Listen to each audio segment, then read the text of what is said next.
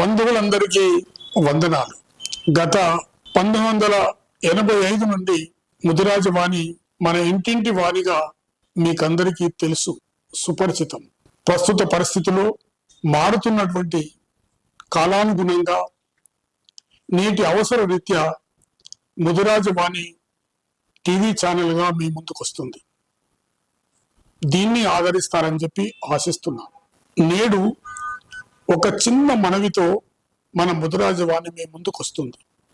గత ప్రభుత్వము 10 సంవత్సరాల నుంచి కూడా మన ముదిరాజులకు సంబంధించి ఏ విషయాన్ని అంతగా పట్టించుకోలేదు. ప్రత్యేకించి BC-D నుంచి ఏకు రావాల్సిన ప్రక్రియను చాలా కాలంగా వాయిదా వేస్తూ వచ్చింది. కానీ ఎవరైతే జనాన్ని ఇగ్నోర్ చేస్తారో కాలగర్భంలో కలిసిపోతారు వాళ్ళు.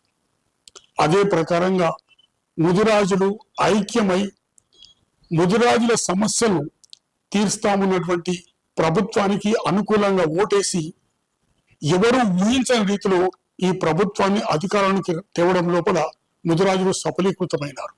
ప్రభుత్వం అయితే మన పని చేస్తాని ముదిరాజులను తప్పకుండా BC-D నుంచి ఏలోకి తెస్తామని అనేక సందర్భాలలో ఎలక్షన్లు అయితేనేమి, ఎలక్షన్ తర్వాతనైతేనేమి ముఖ్యమంత్రి గారు చెప్తూనే ఉన్నారు, ఇంకా చెప్తున్నారు.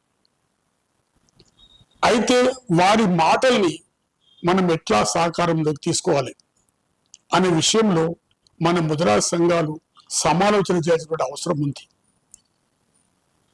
చాలా సంఘాలు ఉండొచ్చు, ఒక ముదిరాజు కులంలోనే కాదు, ఇటువంటి సంఘాలు అన్ని కులాలు ఉన్నాయి.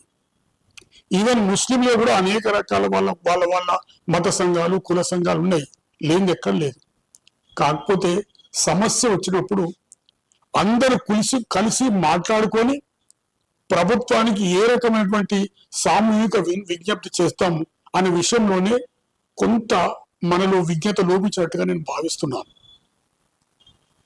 ఎవరికి వారుగా మేమే చేయాలని, ఎవరికి వారుగా మేమే చేయగలుగుతామని భావంతో ఏదో పోతున్నారో అది ఆ భావం ఏదైతుందో ఆ విడివిడిగా ఉన్నటువంటి ఈ భావము మనం విడిగా ఉన్నామనేటువంటి సందేశాన్ని పాలించే ప్రభుత్వానికి ఇస్తుంది.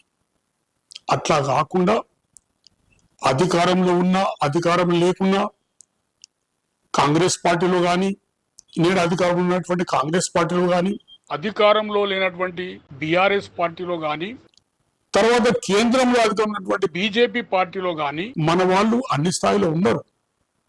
వాళ్ళందరినీ కలుపుకొని జాతి యొక్క సంపూర్ణ సంక్షేమం దృష్ట్యా ఒకే గొంతుగా మనం ప్రభుత్వ దగ్గరికి వెళ్ళినప్పుడు తప్పకుండా మన పని సాకారం అవుతుంది, తప్పకుండా ప్రభుత్వం మన పని చేస్తుంది. ఇక్కడ మనం చేయాల్సింది ఏంటంటే ఒకే గొంతుగా మనం ప్రభుత్వం ముందు వినిపించాల్సిన అవసరం ఉంది. ఈ దిశలో మనం అందరం ప్రయత్నం చేద్దాం. ఈ ప్రయత్నంలో మనం అందరూ ఎవరికి వారుగా అందరూ కలుద్దామంటున్నారు, కానీ సాధ్యమా ఇది? ఎస్, తప్పకుండా సాధ్యం. ప్రయత్నపూర్వకంగా మనం చేద్దాం, తప్పకుండా ఈ కార్యాన్ని మనం సాధించుకుందాం. దయచేసి ఈ విషయంలో ఎవరికి వారుగా నేను కలిసి పనిచేస్తాను, నేను ప్రభుత్వానికి విన్నవించే వినపం లోపల నా సంఘం కూడా ఉంటుంది, మా సంఘం కూడా ఉంటుంది అనేటువంటి భావాన్ని అందరూ అనుకొని ఆ భావములు అందరూ కలిసి ముందుకు వెళ్ళినట్టయితే తప్పకుండా మనమైతే మన కాలం దీర్ఘకాలికంగా పూర్తిగా మన సమస్య అవుతుందో ఆ సమస్య తప్పకుండా కొలిక్కి వచ్చింది, తప్పకుండా ఆ సమస్యను మనం తీర్చుకోగలుగుతాం. ఒక విషయాన్ని మనం అందరం కూడా గ్రహించాలి. చేస్తాన్న ప్రభుత్వంతో మనం చేయించుకోకపోతే చరిత్రలో మనము బలహీనులుగా మిగిలిపోతాం. దయచేసి ఈ విషయాన్ని అందరూ గమనించి సమైక్య కంఠంగా ముందుకు వెళ్దామని చెప్పి మీకు అందరికి మనవి చేస్తూ సెలవు తీసుకుంటున్నాను.